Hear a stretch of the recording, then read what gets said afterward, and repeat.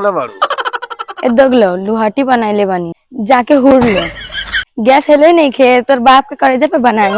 मुझे को दोगला के औलाद ना बाबू नहीं गो हो हम दोगला हई।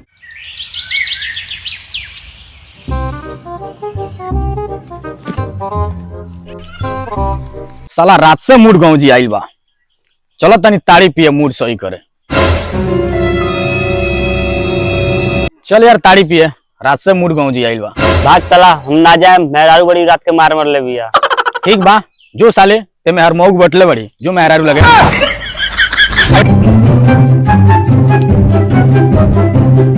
कारे नोतना ताड़ी पिया कारे अच्छा केले आइल बड़े, तू कहां बा? ओकरा मेहरारू से झगड़ा भइल बा, गइलू घर है। ए भाई पीऊ ताड़ी एक नंबर बानू, गोली ओली नहीं गन मिलौले ना रे, अब के उतरनी है पेड़ पर से।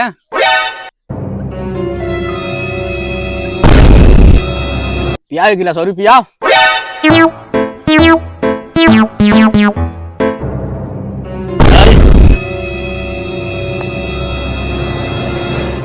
रे पैसा दे, पैसा के दी? कैसन पैसा रे?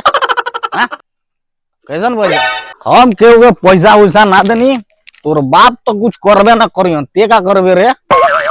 साले तोरा बाप के राजबा की पैसा ना देवे, देख के ना दे तेरे पैसा ते हमार। आवा तो जरा ले लो।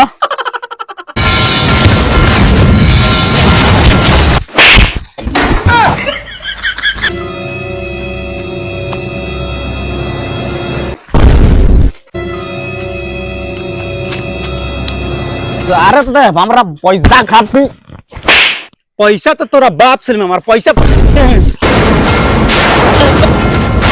ओ पार्टनर चलो झारा कर तरह से छोड़ा दिए ला।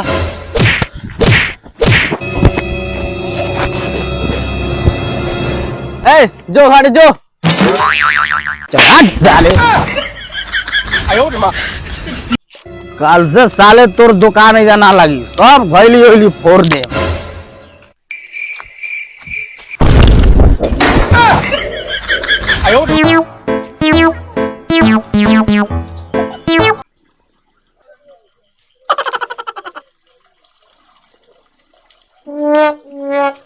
क्या दारू है?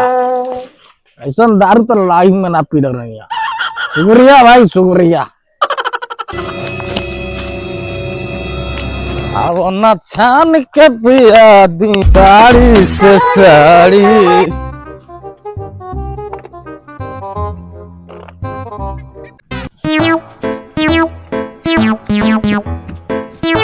रे हमार ससुर के बेटी, तोरा माई के सास कहीं बाहर निकल, तोरा माई के दामाद आई बा। दोगला फिर से पी के आ गेल बा, एकरा संग तंग आ गेल बानी। रे मुझे सारे निपुत्र कहाँ से पी के आवत रे? रुक तोर व्यवस्था बनाओ तनी, अपन बाइक लगे फोन करके बुलाओ तनी। क्या हमर करेजा के फूफी, तू तो एकदम जोर लागत तर। दोगला पी के आवत रे तो हमको करेजा के फूफे बोलत रे, ए तरह हमको मारत रे। काहे ऐसन बोलत तर करेजा? खाना का बनवले बाड़ू? ए दगलो लुहाटी बनाइले बानी, जाके हुर ले। गैस हेले नहीं खे तोर बाप के करेजे पे बनाई। दोगली भातार के झुलपी पकड़ ले, रुक तोरा के बताओ।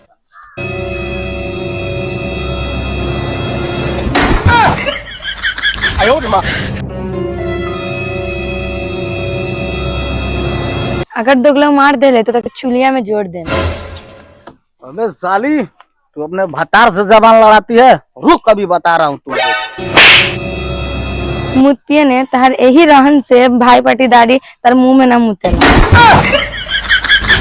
कौन साला बोलेगा रे? किसी को हिम्मत नहीं है साला हमारे सामने खड़ा होकर। कौन बोलेगा? हाँ का सुखारी भाई फिर से आगला पी के मेहरा झगड़ा कर खाती। साला तू कौन है रे? हम लोग मर्द मेहरारू के बीच में बोलने वाला, साला मार के लादे फाड़ देंगे। भाग सारे हम जाता नहीं।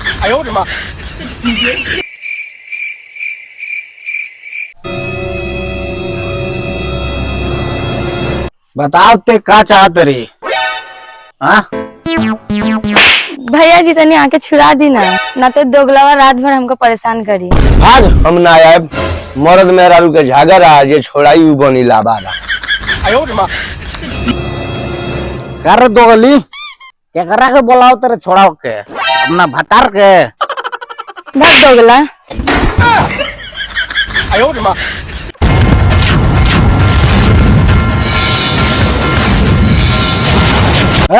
रुक रुक भाग दोगला जा तनी दोगला नहर अपना बाप भाई किससे कहे के तार मुंह फोड़वाओ तनी ए जो पियो चाहे अपना मुंह में मुतवाओ। जा तेरे दो गली तो जो अपना भाई पर रह जाइए। मान लो हो ना दोगला जन हाथ से मान लो हवा हाथ में घून लग जाओ। जा तेरे दो गली तो जो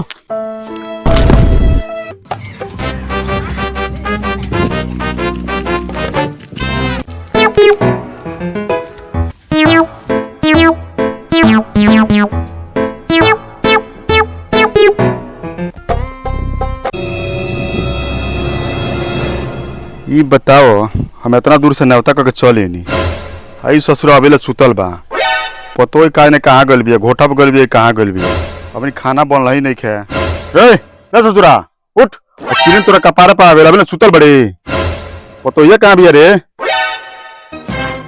ए रात तारा पतोहिया से झगड़ा हो गए मार उड़ के चल गल बिया नहीं और सरौ तू नहीं दिन भर पी के अइबो आज मेहरारू के मरबो तो मेहरारू रही जो साला जो खाना बनाओ और ना खाना बनइबे तो जो जल्दी जो जाके बोला के लिया हो क्या।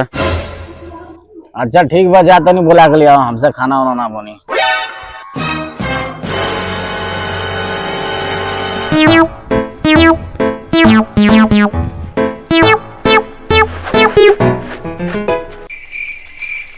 बाबू खटिया बैठा के नु सब बैठे तार सन आ सारा और सब कोनो नहीं। चुप साला चुप तेरे काम ना करो खाली बोलो तू। बाबू हो बाबू कैसन घर में शादी कर दे रोज पी के आओ तार रोज हमरा को तंग करता कैसे रही हम ओकरा घर में। का सरवा तोरा के मरल छियो तू जान नहीं कि हम कितना दोगला के औलाद हई खाली वो सरवा के आ जा दे वो सरवा के पेड़ में बांध के ना मरनी तो हमहू एगो दोगला के औलाद ना। बाबू नहीं गो ओ हम दोगला हई जाए बुआ साफ दोगला बाड़ा बहुत तेज मरला बाड़ा ए दोगला बन दोगला तो से कितना बार कहानी कि हमारे के बेटी बिया ओकरा घर आवा जात रहो बात मन तबे ना ये तो खिसियात का घंटा बाड़ो हमई को निकल हर शादी करे के उ सारे देखै में दोगला लागत रहलो सन।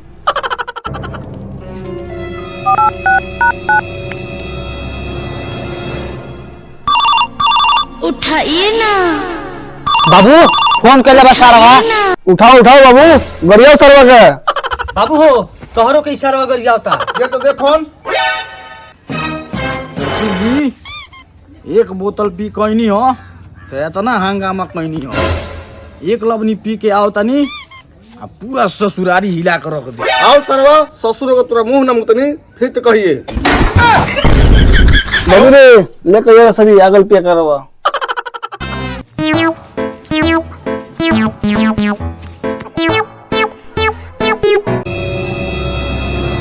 मारो बाबूजी वो पिया करा के। का रे ससुरा बहुत ज्यादा बोलो तो रे मारो बार सरवा के मारो बाबू मारो बहुत बोलते सारे बहुत दोगला मारा मारा कर के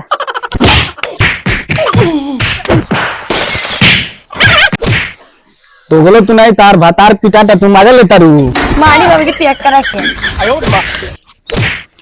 बाबूजी छोड़ दिया के पास ऐसा गलती नहीं बाबूजी छोड़ दी ना बाबूजी ना फिर से पी के आई फिर से हमको मारी छोड़िए मैं तो पिया करा के। अब हम ना पिए अब हम दूध पिए कैसी अपमानजनक बातें कर रहा है लड़का ये अश्लील है ये लोंडा।